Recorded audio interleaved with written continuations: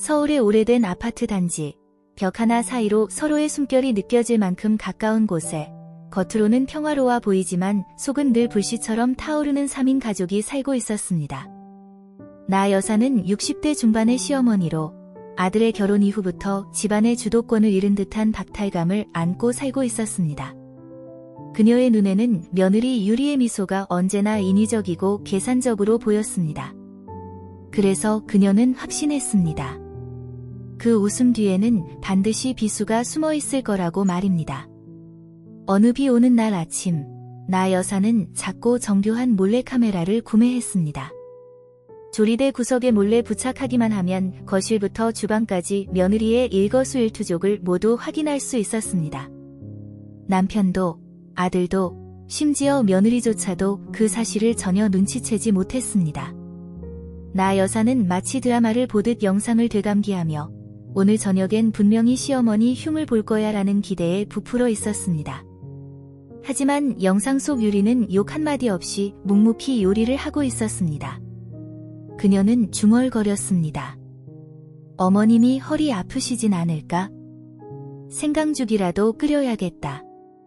다음 장면에서는 빨래를 널며 시어머니의 옷을 햇볕에 말리는 유리의 모습이 담겼습니다. 그녀는 옷의 주름을 하나하나 펴며 말했습니다. 햇빛 냄새 나는 옷을 입으면 어머님도 기분이 좋아지시겠지. 의심은 점점 혼란으로 바뀌었습니다. 그녀는 유리가 정말로 진심으로 행동하고 있다는 것을 믿기 힘들었습니다. 그래서 거실에도 카메라를 추가로 설치했습니다. 이번엔 유리가 전화를 하는 모습을 포착하려 했습니다. 그날 밤, 유리는 조용히 친정엄마에게 전화를 걸었습니다. 그녀의 목소리는 낮고 조심스러웠으며 가끔씩 시어머니 방쪽을 흘깃거렸습니다. 어머님은 말씀이 적으세요. 그런데 가끔 베란다를 바라보는 눈빛이 너무 쓸쓸해 보여요. 어머님이 이 집의 주인이셨을 텐데 내가 들어오고 나서 그 자리를 빼앗겼다고 느끼시진 않을까 걱정돼요. 그냥 잘 살고 싶은 게 아니라 진심으로 마음을 얻고 싶어요. 문틈 너머에서 그 이야기를 들은 나 여사는 충격으로 몸을 떨었습니다. 그녀는 자신이 얼마나 며느리를 의심하고 판단해왔는지 자각하게 되었습니다. 그날 밤, 그녀는 베개를 적시며 잠을 이루지 못했습니다. 유리가 준비한 아침밥을 보며 눈을 마주치지 못했고 양심의 무게가 그녀를 짓눌렀습니다. 며칠 후, 나 여사는 영상을 삭제하려다가 실수로 USB에 저장했고 그 USB는 세탁기에 함께 들어가 빨래된 채로 말리고 있었습니다. 마침 퇴근하던 유리는 그것을 발견했고 호기심에 컴퓨터에 꽂아보았습니다. 그리고 그 순간 그녀는 전혀 예상치 못한 사실을 알게 되었습니다. 누군가가 자신을 몰래 지켜보고 있었으며 그 사람은 다름 아닌 시어머니였다는 것입니다. 유리의 손바닥 위에 작고 떨리는 USB가 놓여 있었습니다. 그녀는 왜 이 USB가 시어머니의 옷주머니에서 나왔는지 이해할 수 없었습니다. 잠시 망설이다가 어쩌면 답답했던 마음을 풀 수 있을지도 모른다는 생각에 조심스럽게 노트북에 연결했습니다. 화면이 켜졌고 비디오 1이라는 단순한 이름의 폴더가 떴습니다. 그 안에는 그녀의 일상이 고스란히 담겨 있었습니다. 부엌에서 혼자 웃고 있는 모습, 거실에서 전화를 하는 모습, 테이블볼을 고치는 장면까지 어떤 것도 꾸며지지 않은 날것의 삶이었습니다. 화장도 없이, 조명도 없이 한 사람의 며느리가 진심으로 하루하루를 살아가는 장면들이었습니다. 하지만 그 모든 것이 누군가에 의해 몰래 기록되고 있었다는 사실이 그녀의 마음을 짓눌렀습니다. 유리는 눈물을 흘리지 않았습니다. 그러나 가슴 한편이 천천히 조여오는 듯한 답답함이 퍼졌습니다. 시어머니는 그녀를 믿지 않았던 것입니다. 진심으로 웃고 정성껏 차를 끓이고 따뜻한 말을 건넸던 그 모든 순간들이 감시와 의심 속에 놓여 있었다는 사실은 충격적이었습니다. 더 놀라운 것은 영상이 하루 이틀이 아니라는 점이었습니다. 어떤 날은 3개나 되는 영상이 있었고 심지어 밤에 바닥을 닦는 장면까지 찍혀 있었습니다. 고양이가 잘못 배변한 자리를 시어머니가 보기 전에 정리하던 모습도 그대로 담겨 있었습니다. 노트북을 닫고 그녀는 아무 말 없이 앉아 있었습니다. 눈물도 없었고 원망도 없었습니다. 오직 머릿속을 맴도는 한 문장만 있었습니다. 내가 너무 많은 걸 바랐나 보다. 착하게 살면 언젠가 진심이 통할 줄 알았는데. 그날 저녁, 평소처럼 저녁 식사가 준비되었습니다. 시어머니는 말이 없었고 유리도 조용했습니다. 하지만 그녀의 마음속엔 큰 폭풍이 일고 있었습니다. 남편 상현이 조심스럽게 물었습니다. 괜찮아? 유리는 고개를 끄덕였지만 식기를 정리하던 손이 떨리기 시작했습니다. 그러다 결국 국그릇 하나가 손에서 미끄러져 시어머니의 무릎 위에 떨어졌습니다. 다행히 큰 화상은 아니었지만 시어머니는 놀라며 소리를 질렀습니다. 당신은 뭐 하나 제대로 못해? 유리는 그 자리에 굳어섰습니다. 화가 나서가 아니라 그 한마디가 지금까지 지켜온 존중과 인내의 벽을 무너뜨릴 수도 있었기 때문입니다. 그녀는 조용히 식탁을 정리했고 남편에게 말했습니다. 며칠만 나가 있을게. 너무 지쳤어. 상현은 당황했습니다. 그는 아내와 어머니 사이에 끼어본 적이 없었습니다. 둘 다 어른이니 잘 지낼 거라 생각했습니다. 하지만 그는 오랫동안 큰 착각을 하고 있었던 것입니다. 한편 나 여사는 아무 말도 하지 않았습니다. 그녀는 손녀처럼 사랑하고 싶었던 며느리에게 차마 눈을 마주치지 못했습니다. USB가 발견된 것도 그 손이 떨린 것도 모두 알고 있었습니다. 하지만 더 깊은 충격은 유리가 아무 말도 하지 않았다는 것이었습니다. 그 침묵은 어떤 질책보다 무거웠습니다. 그날 밤 그녀는 잠을 이루지 못했습니다. 다시 영상을 틀었습니다. 이번에는 관찰자가 아닌 반성하는 마음으로 하나씩 보기 시작했습니다. 화면 속에는 자신이 무너뜨린 신뢰와 잃어버릴 위기에 처한 소중한 사람이 있었습니다. 나 여사는 울었습니다. 그리고 처음으로 그녀는 진심으로 두려워졌습니다. 자신의 의심으로 인해 한 여자의 따뜻한 마음을 잃을지도 모른다는 그 사실이 너무도 무서웠습니다. 유리는 아무 예고 없이 집으로 돌아왔습니다. 조용히 마치 아무 일도 없었던 것처럼 작은 캐리어 하나와 함께 현관문을 열고 들어섰습니다. 집안은 세탁기가 돌아가는 소리만 들릴 정도로 고요했습니다. 나 여사는 식탁을 닦던 손을 멈췄고 순간적으로 굳어졌습니다. 며느리를 다시 마주하게 된 이 순간이 낯설고도 무거웠습니다. 며칠 동안 유리가 없는 저녁 식탁은 텅 비어 있었습니다. 평소 들리던 청소 소리도 따뜻한 국물 냄새도 사라졌고 아침마다 들리던 약 챙기세요라는 말도 들을 수 없었습니다. 그 공백은 생각보다 컸고 마음 깊은 곳을 울렸습니다. 유리는 평소처럼 캐리어를 방 안에 두고 아무 말 없이 움직였습니다. 눈빛은 차분했지만 그 안에는 이전과 다른 기류가 흐르고 있었습니다. 그날 저녁 식사는 말없이 진행되었습니다. 상현은 두 여성 사이에 앉아 눈치만 살피며 밥을 먹었습니다. 늘 평화롭다고 생각했던 이 풍경이 갑자기 낯설고 숨막히게 느껴졌습니다. 식사 후 유리는 묵묵히 설거지를 했습니다. 손놀림은 여전히 정갈하고 조심스러웠지만 그녀의 태도는 무미건조했습니다. 시어머니에게 물티슈를 건네지도 않았고 먹다 남은 반찬을 조심스레 치우는 눈빛조차 없었습니다. 모든 것은 기계처럼 흘러갔고 감정은 철저히 차단되어 있었습니다. 나 여사는 참다 못해 조심스레 물었습니다. 유리는 짧게 대답했을 뿐이었습니다. 말투는 정중했지만 그 속엔 분명한 거리감이 느껴졌습니다. 그날 밤, 나 여사는 거의 잠들지 못했습니다. 다음 날, 그녀는 집 근처의 작은 사찰을 찾았습니다. 새해마다 유리와 함께 찾았던 그곳이었습니다. 당시에는 가족의 안녕을 빌었지만 지금 그녀가 바라는 것은 오직 하나였습니다. 되돌릴 수 있을까? 그녀는 주지 스님 앞에 앉아 천천히 말을 이었습니다. 자신의 의심이 얼마나 깊었는지 며느리를 이해하기보다 의심하고 감시한 것을 고백했습니다. 말하는 내내 손끝은 떨렸고 마음은 점점 작아졌습니다. 스님은 아무 말 없이 고개만 끄덕였습니다. 때로는 말보다 침묵이 더 많은 것을 전하는 법이었습니다. 집으로 돌아오는 길, 나 여사는 시장에 들러 유리가 좋아하던 생선찜 재료를 샀습니다. 그리고 처음으로 인터넷 레시피를 보며 며느리를 위해 요리를 했습니다. 이 요리는 사과의 의미였고 새로운 시작을 바라는 마음이 담긴 진심이었습니다. 저녁 무렵 유리가 돌아왔습니다. 그녀는 말없이 식탁에 앉았고 나 여사는 조심스럽게 생선찜을 내놓았습니다. 유리는 잠시 음식을 바라보더니 작게 인사를 건넸습니다. 단 한마디였지만 그것은 그 어떤 말보다 무게가 있었습니다. 식사가 끝나고 유리는 설거지를 하러 일어섰고 나 여사는 창가에 서서 미리 준비한 봉투 하나를 꺼냈습니다. 그녀는 봉투를 유리에게 건넸습니다.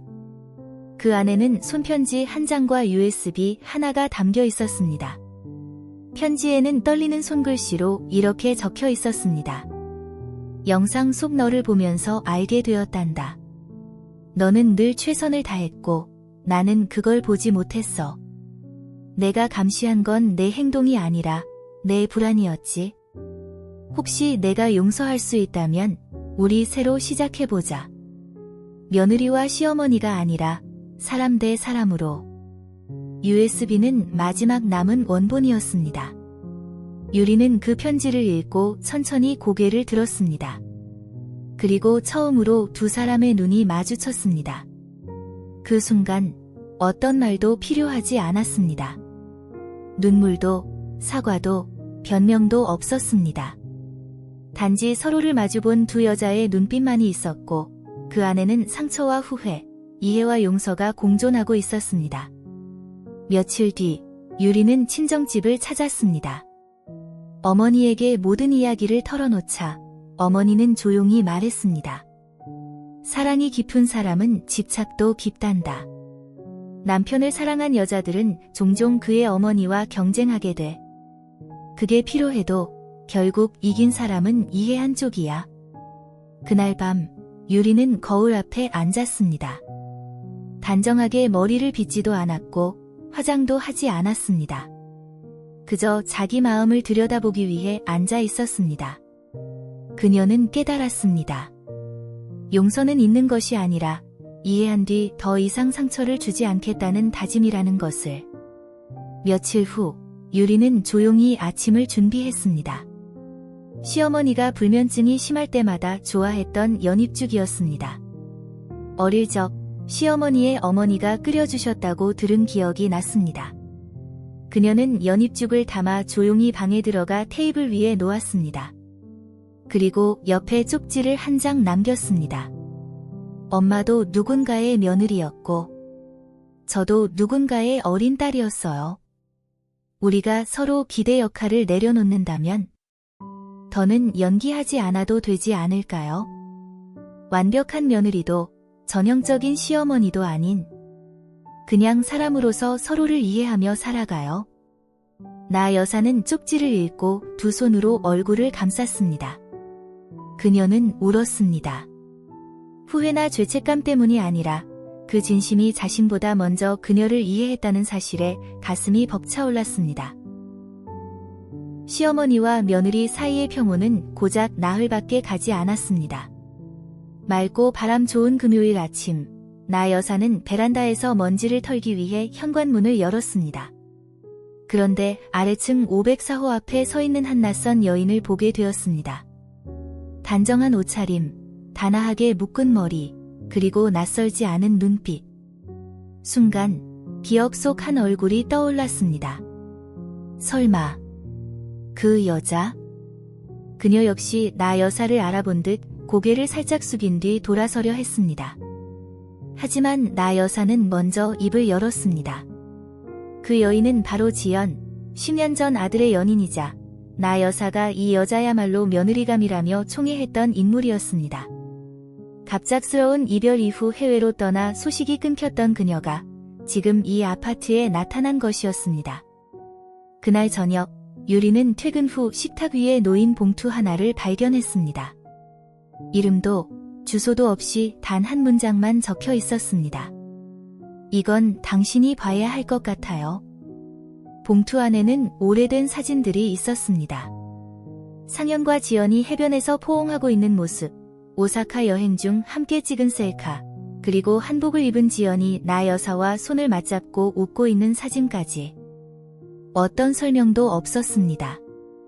하지만 유리는 충분히 메시지를 읽을 수 있었습니다. 이 사진들은 자신이 대체된 존재이며 누군가의 그림자에 불과하다는 것을 암시하고 있었습니다. 유리는 말없이 거실에 앉았습니다. 분노도 질투도 없이 다만 마음 깊은 곳에 차오르는 허탈감이 가슴을 짓눌렀습니다. 이전까지 그녀는 이 과거에 대해 아무것도 몰랐습니다.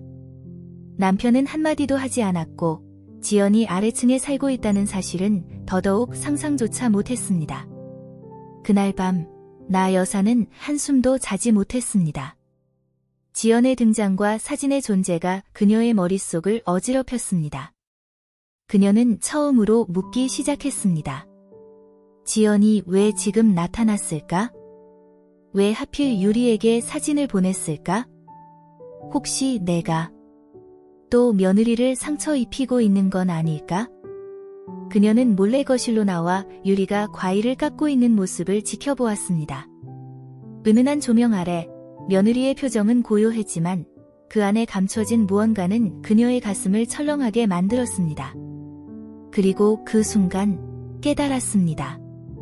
그동안 한 번도 유리에게 힘들진 않니? 라고 묻지 않았다는 것을. 외롭지 않았니? 라고 물은 적조차 없었다는 것을. 다음 날 아침, 나 여사는 결심하고 아래층 504호를 찾았습니다. 지연은 그녀가 올 것을 예상한 듯한 표정으로 문을 열었습니다. 주저하지 않고 나 여사는 물었습니다. 사진, 당신이 줬지? 지연은 부인하지 않았습니다. 단지 낮은 목소리로 말했습니다. 그녀도 알아야 하지 않을까요? 자기가 첫 번째는 아니라는 걸. 한동안 침묵이 흘렀습니다. 그러다 나 여사는 조용히 입을 열었습니다. 당신이 몰랐던 걸 하나 말해줄게요. 유리는 내가 처음으로 후회하게 만든 사람이에요. 지연의 눈빛이 흔들렸습니다. 당신은 눈치가 빠르고 예의도 바른 사람이었죠. 나도 그 점이 좋았어요. 그런데 유리는 내가 처음으로 진심을 다시 배우게 한 사람이에요. 묵묵히 참고 끝까지 따뜻함을 잃지 않는 사람. 당신은 내 기억 속 과거예요. 하지만 유리는 지금 내가 매일 마주하며 배우고 있는 현재예요. 만약 당신이 유리를 흔들려고 왔다면 늦었어요. 나는 더 이상 10년 전의 내가 아니니까요. 그 시각, 옥상에서 물을 주고 있던 유리는 남편 상현과 마주쳤습니다. 상현은 조심스럽게 그녀에게 다가왔고 손에 작고 오래된 손수건 하나를 쥐고 있었습니다. 그것은 유리가 예전에 시어머니께 추석 선물로 드렸던 것으로 가족은 함께 가꾸는 정원입니다라는 자수를 놓았던 손수건이었습니다. 그는 조용히 말했습니다. 지연, 알고 있었구나. 미안해. 말하지 않은 건 숨기려던 게 아니라 너를 만나고 난 후부터는 그 누구도 생각나지 않았기 때문이야. 유리는 대답하지 않았습니다. 하늘을 바라볼 뿐이었습니다. 맑고 청명한 하늘이었지만 그녀의 마음속에는 여전히 잔잔한 파동이 일고 있었습니다. 그날 밤, 나 여사는 노트 한 권을 꺼내 글을 쓰기 시작했습니다. 이번에는 유리를 위해서가 아니라 오직 자기 자신을 위해서였습니다. 나는 너무 오랜 세월 동안 역할만 지키려 했습니다. 어머니, 주인, 좋은 사람. 하지만 정작 한 번도 물어보지 않았습니다. 나는 진심으로 누군가를 사랑해본 적이 있었을까? 며느리는 딸이 아닐 수도 있습니다. 하지만 나는 이제 그녀를 가족으로 받아들이려 합니다. 다음 날 아침, 식탁 위에는 오래된 수첩 한 권과 함께 빛이 바랜 손수건 하나가 놓여 있었습니다. 수첩 속에는 유리가 집을 떠난 날부터 나 여사가 써내려간 일기장이 담겨 있었습니다. 1일차, 유리가 없다. 아침이 너무 조용하다. 2일차, 생강차를 끓였지만 마실 사람이 없다. 3일차, 내가 유리라면 용서할 수 있었을까? 그리고 마지막 페이지엔 단 한 줄이 적혀 있었습니다. 14일차, 유리의 용서를 바라는 게 아니다. 이제는 내가 그 진심에 어울리는 사람이 되고 싶다. 잇따른 갈등 끝에 집안은 다시 조용해졌습니다. 하지만 그 고요함은 더 이상 답답한 침묵이 아니었습니다. 서로의 상처를 이해하고 치유를 향해 나아가는 사람들의 조용한 숨결이었습니다. 그날 아침, 유리는 평소보다 일찍 일어났습니다. 시어머니가 좋아하지만 말하지 않던 기장죽을 끓였습니다. 조용히 상위에 올려놓자 나 여사는 그릇의 김을 바라보다 며느리의 얼굴을 마주했습니다. 그 눈빛에는 더 이상 불편함도 의무감도 없었습니다. 마치 비 온 뒤의 햇살처럼 고요하고 따뜻했습니다. 아침을 마치고 나 여사는 조심스럽게 말을 꺼냈습니다. 혹시 시간 되면 오늘 시댁 큰집 좀 같이 가줄래? 며칠 전 큰엄마가 전화해서 명절에 너희 부부 안 왔다고 뭐라고 하시더라. 뭐라고 변명해야 할지 모르겠어서. 유리는 고개를 끄덕였습니다. 차 안에서 나 여사는 조용히 자신의 과거를 털어놓기 시작했습니다. 시집살이의 아픔, 대접받지 못한 서름, 제사 음식보다 무서웠던 시집 어른들의 시선. 유리는 말없이 들었습니다. 하지만 그녀의 눈빛 속에는 시어머니를 처음으로 이해하게 된 깊은 공감이 담겨 있었습니다. 큰 집에 도착하자 부엌에서는 여러 친척 여성들의 잡담이 오갔습니다. 유리를 보자마자 누군가 말했습니다. 어머, 요즘 우리 집 며느리 되게 바쁘네. 제사 때는 통 안 보이더니? 또 다른 사람이 덧붙였습니다. 시어머니가 워낙 예뻐하나 보지. 무거운 거 못 시키게 했나 봐. 백슬래쉬 사인. 조용한 신경전. 나 여사는 순간 몸이 굳었습니다. 하지만 유리는 웃으며 앞으로 나섰습니다. 앞치마를 매며 밝게 말했습니다. 사실 제사 음식 망칠까봐 어머님이 일부러 말리셨어요. 오늘은 제대로 배워보려고 왔어요. 많이 가르쳐 주세요. 순간의 정적 뒤에 진심 어린 웃음이 터졌습니다. 그 말 한마디가 긴장을 풀었고 어색함을 녹였습니다. 그녀는 자리를 차지하거나 자신을 포장하지 않았습니다. 대신 자신이 서야 할 자리를 정확히 이해하고 그곳에서 유연하게 빛을 냈습니다. 나 여사는 유리를 부엌 밖으로 이끌었습니다. 나는 원래 저런 말 들으면 얼어붙었어. 말도 못하고 그냥 참았지. 유리는 웃으며 말했습니다. 참는 것도 방법이지만 가끔은 웃기게 넘기는 게 더 나을 때도 있어요. 나 여사는 고개를 끄덕였습니다. 그리고 처음으로 자신보다 어린 여인에게 배워야 한다는 것을 인정했습니다. 식사 자리에서 큰어른이 유리를 바라보며 말했습니다. 내가 이렇게 자연스럽게 앉아있는 걸 보니 괜히 마음이 편하다. 근데 나 여사, 왜 이렇게 변했어? 나 여사는 조용히 젓가락을 내려놓았습니다. 그리고 천천히 대답했습니다. 배웠어요. 침묵이 필요할 때와 늦었더라도 사과할 수 있다는 걸. 식탁은 조용해졌습니다. 하지만 그 조용함은 존중이었습니다. 지금까지의 시어머니가 아니라 이제 막 새로 피어난 한 사람의 성숙한 여인을 향한 경청이었습니다. 돌아오는 길, 유리는 조용히 말했습니다. 방금 그 말 하실 때 엄마 아닌 줄 알았어요. 나 여사는 웃음을 터뜨렸습니다.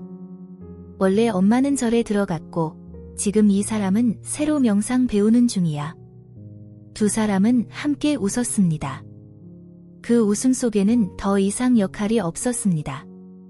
그저 함께 걷는 두 명의 여인이 있었습니다. 누구도 앞서지 않고 누구도 뒤처지지 않으며. 한 달 후, 나 여사의 생일잔치가 열렸습니다. 그녀는 오랜만에 친척과 이웃을 모두 초대했습니다. 이전처럼 체면 때문에가 아니라 이제는 진심으로 변화한 자신을 보여주고 싶어서였습니다. 잔치집에서는 시어머니와 며느리가 함께 음식을 준비하고 있었습니다. 유리는 환한 미소로 나물을 무치고 나 여사는 웃으며 말했습니다. 얘는 생선은 잘 못하지만 사람 마음은 진짜 잘 요리해요. 주변에선 웃음이 터졌습니다. 그날 잔치는 화려한 장식도 거창한 순서도 없었지만 사람들의 시선은 이전과 완전히 달라졌습니다. 누구도 그녀를 가르치기만 하던 시어머니로 보지 않았습니다. 이제는 자신을 내려놓고 가족을 위해 배우고 성장한 여성으로 느껴졌습니다. 식사가 끝날 무렵 유리는 물잔을 들고 조용히 말했습니다. 가정이란 갈등이 없는 곳이 아니라 갈등이 있어도 돌아올 수 있는 곳이라고 생각해요. 시어머니가 완벽할 필요도 며느리가 능숙할 필요도 없어요. 우리가 한 걸음씩만 물러서면 그 중간에서 충분히 만날 수 있어요.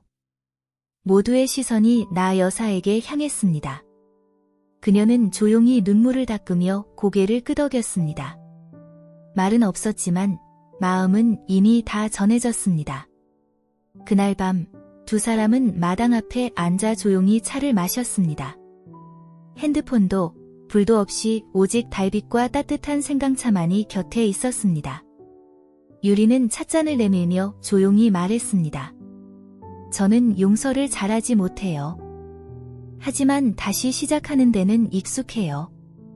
엄마도 그렇죠. 많이 사과하진 않지만 진심으로 바뀌셨잖아요. 어쩌면 그게 사과보다 더 큰 용기일지 몰라요. 나 여사는 웃으며 눈시울을 붉혔습니다. 예전엔 늘 그랬어. 여자는 남편 잘 만나야 한다고. 근데 지금은 알아. 여자는 상처받고도 어떻게 살아가느냐가 진짜 차이야. 까만 말풍선 오늘 이야기의 교훈. 가족 안의 갈등은 두렵지 않습니다. 정말 두려운 건 서로를 이해하지 않으려는 침묵과 상처만 남기는 말입니다. 누군가가 당신을 의심하고 있다면 보복하지 마세요. 그냥 묵묵히 잘 살아가세요. 그게 가장 강한 대답입니다. 진정한 지혜는 큰 소리로 이기는 데 있지 않습니다.